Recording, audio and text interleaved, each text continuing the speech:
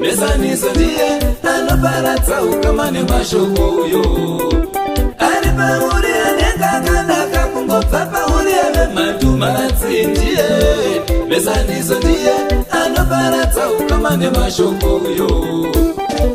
ukaona revasa zvazviri woregera kuisa wetse nekuti mukuzviwedzera munokonzera nyongano maratsi ndiwe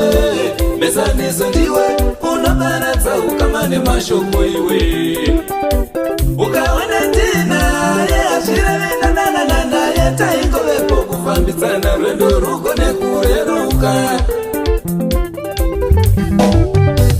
ukarota uine mari azvireve kuti wave nayo yaingovepo kushongedza hope dzako dzive nerudetsero ukarota uine mari azvireve kuti wave nayo dai zvaingarohama vanhu vese tsirimbinga ukarota uine mari azvireve kuti wave nayo dai zvaingarohama vanhu vese tsirimbinga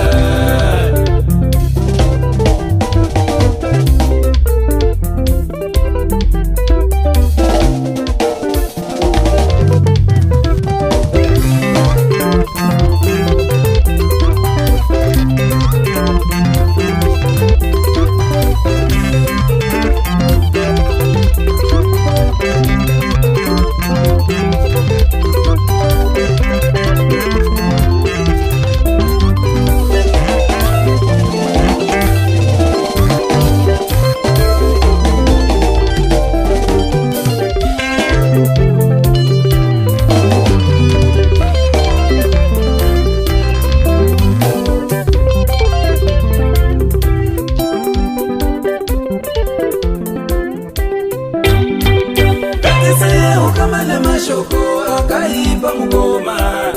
kwete kuzoda kudiwa kwete kuzoda kufarirwa nekusekererwa nekuda kwezita rangana ngatiziye ukama nemashoko akaipa mukoma kwete kuzoda kudiwa kwete kuzoda kufarirwa nekusekererwa nekuda kwezita rangana ukama nemashoko akanaka hama kuti tigone kudiwa kuti tigone kufarirwa nekuremekedzwa tichidzitaita chakanaka ngatiite ukama nemashoko akanaka hama kuti tigone kudiwa kuti tigone kufarirwa nekuremekedzwa nekuti taita chakanaka